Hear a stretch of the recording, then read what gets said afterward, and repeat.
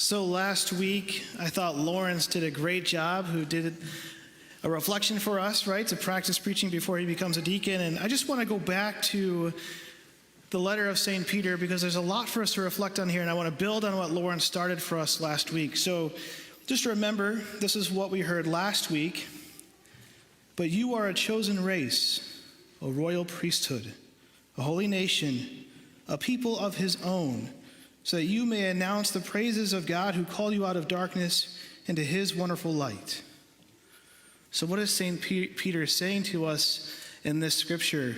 Well, if you remember last week, we heard from Lawrence that what Peter is saying is we should look different. Christians should look different by how they live their lives. And in a way of saying that is we should be attractive.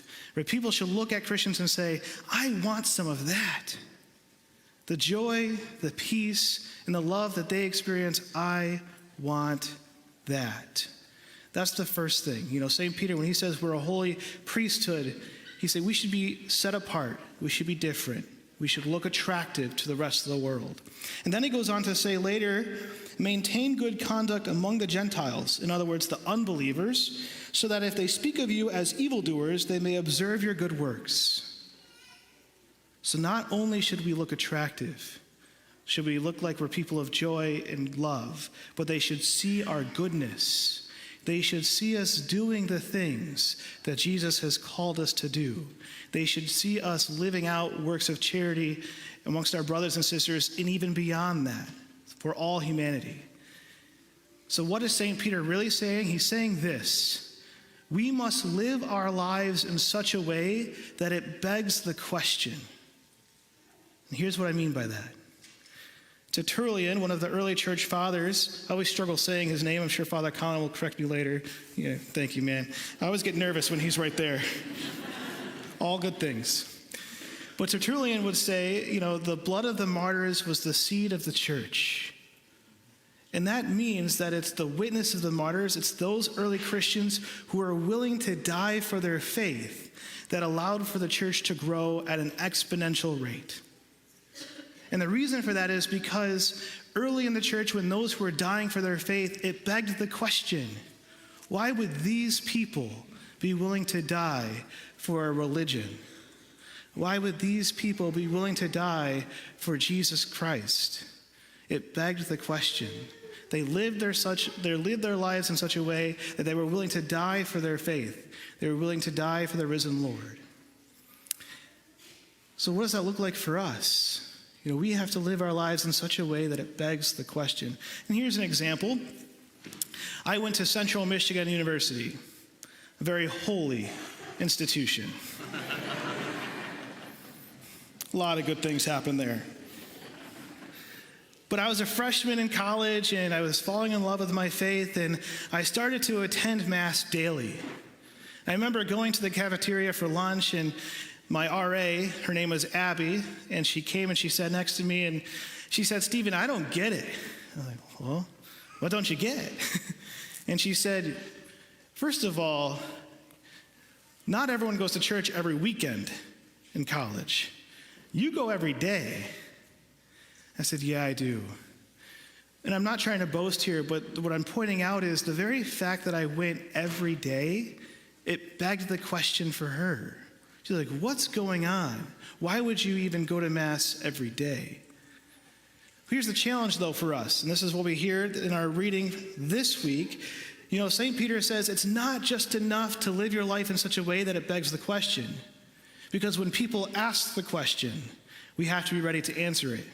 Again, listen to what he says. Always be ready to give an explanation to anyone who asks you a reason for your hope. In other words, always be ready to give witness to what Jesus Christ is doing in our lives. That's what Peter is saying to us. We must always be ready to give an explanation for the reason for our hope. So if we're living our lives in such a way, and it begs the question, when people ask, we have to be ready to give them a compelling, thoughtful, and heartfelt answer about why we do what we do. Here's another example. So my first year as a priest, I was at Our Lady of Consolation, as you mostly know, I think, by now. And this young mom came up to me, and her son, who was in 8th grade, was preparing for his confirmation, and they had a confirmation retreat coming up, and she said, "Father, my son can't make it to his confirmation retreat." I said, "Okay, why not?" And she said, "Well, he has a hockey tournament." I said, "Okay, well, we have a makeup retreat a month from now." She said, "Oh no, Father, he can't make that one either." I said, "All right, well, why not?" She said, "Well, he's a hockey tournament." I said, "Here's the thing. He has to be at one of them. Choose. But he can't miss a retreat for hockey. I'm sorry." And here's how I hoped it would have gone. And this is where I think that you parents have such great power for your children. Because if that mom said to her son, "We're not missing a retreat for hockey," and then when he says, "Why not?" she can say, "Because I want you to be filled with the Spirit." And even more than that, when her peers, when other parents say, "Are you really going to take your son out of a hockey tournament? We need him." She can say, "Yeah, because when I was in high school and I went on my confirmation retreat, I experienced and saw Jesus for the first time. And I want that for my son. And I want him to be filled with the Spirit." See, she's living her life in a way that would beg the question, and people would ask, and then ready to answer it. And that's what Jesus and Peter, in a special way, is calling us to do this weekend. You know, Jesus says to us in Acts, when he's talking to his disciples and he's commissioning them to go out and proclaim the gospel to the world, as he's ascending into heaven, he says, "You will be my witnesses." And that word witness is very important for us to reflect on, because what is a witness? A witness is someone who has seen and experienced something important. I don't know about you, but I can't wait for the day that I can see and experience a Detroit Lions championship. But here's the problem. I haven't seen it, and I haven't experienced it. But what I have seen and what I have experienced is what I hope you've seen and you've experienced. And that's the love of Jesus Christ in your life. Because we can authentically experience the risen Jesus through the sacraments, the church, through one another. We can see and experience him. But then as his witnesses, we are called to go out and tell people about him. You know, I have a really close person in my life who told me recently that they were no longer Christian, and I was telling him, I said, "You know, it breaks my heart because I want you to see and experience what I've seen and experienced. I want you to know Jesus." And then he said this. He said, "Here's the thing. I believe that Jesus is a good guy, but I don't necessarily believe that he's the Lord."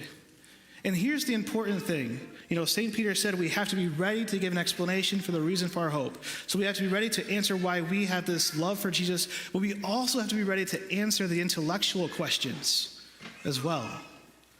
And so I said to him, with reverence and gentleness, as St. Peter calls us to, here's the thing. You can't believe that Jesus is a good guy and also a liar.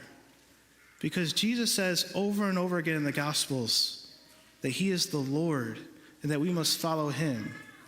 And he can't be both good guy and not the Lord, right? Because that would make him a liar. That would make him dishonest. I could have said to him, "Do you realize how illogical that is?" But that would not have been out of love and gentleness. So my brothers and sisters, Jesus is calling us to live a life that begs the question. But when people in our lives, family and friends, ask us, we need to be ready to give a reason for the hope that we have within.